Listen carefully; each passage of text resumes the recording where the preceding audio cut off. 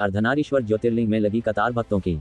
सौसर मोहगांव हवेली नगर प्रसिद्ध बनारी शिव ज्योतिर्लिंग मंदिर मोहगांव श्रद्धालुओं की कतार। श्रावण मास पर भक्तों का सैलाब उमड़ा, उसमें काफी श्रद्धालु भोलेनाथ जी के दर्शन करने के लिए पहुंचते हैं मोहगांव हवेली। काफी दूर दूर से श्रद्धालु भोलेनाथ जी के दर्शन करने मोहगांव हवेली पहुंचते हैं। आज का दूसरा श्रावण सोमवार, काफी भक्तों का सैलाब उमड़ पड़ा है। अर्धनारीश्वर ज्योतिर्लिंग महादेव दूर दूर से श्रद्धालु यहां पर पहुंच रहे हैं।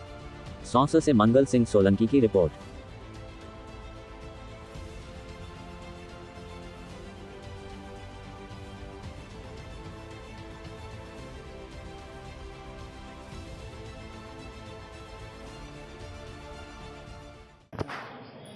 सावन मास में ये ज्योतिर्लिंग का बहुत प्रसिद्ध ज्योतिर्लिंग है।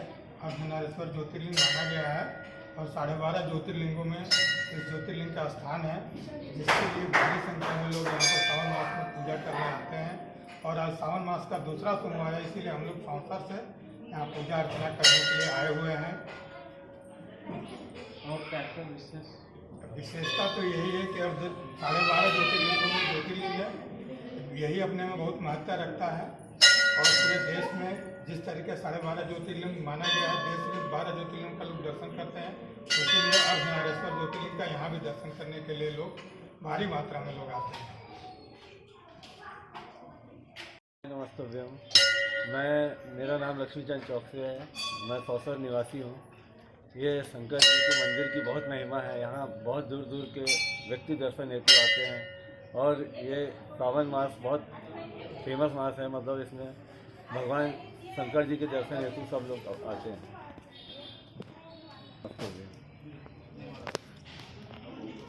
श्रावण मास में बहुत दूर से भक्त लोग आते हैं। अभिषेक होता है, महाअभिषेक होता है और शिव महापुराण भी होता है यहाँ पर। और ये शुक्राचार्य की तपोभूमि है। ये बहुत सिद्ध स्थान है। पुराणों में इसका भी विशेष विस्तार से उल्लेख है। यहाँ शिव जी और पार्वती जी स्थायी बिल्कुल निवास करते हैं और ये तपोभूमि है शुक्राचार्य। तो कहाँ श्रद्धालु आ रहे हैं? ये महाराष्ट्र से आते हैं, नागपुर है, दिल्ली से आते हैं, मुंबई से भी आते हैं और एमपी से, राजस्थान से, यूपी से भी आते हैं। कितने श्रद्धालु आ चुके हैं? अभी तक 30-40 हज़ार से ऊपर अभी श्रद्धालु आ चुके हैं। आना जाना दिन भर सुबह से 5 बजे से रात्रि के 9 बजे तक लगा रहता है। मराठी श्रावण मास कब से लगेगा?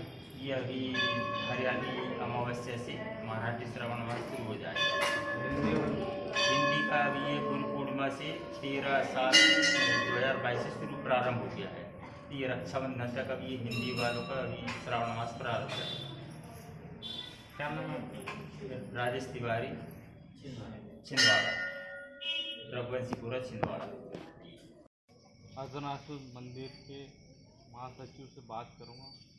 क्या मैं अर्धनारीश्वर ज्योतिर्लिंग संस्थान मोहगांव हवेली का मैं महासचिव दिनकर येलकर बोल रहा हूँ।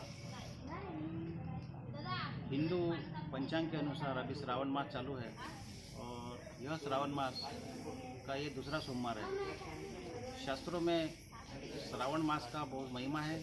श्रावण मास में किसी भी ज्योतिर्लिंग की, किसी भी भगवान शंकर की ज्योतिर्लिंग का दर्शन करना बहुत ही पावन माना जाता है।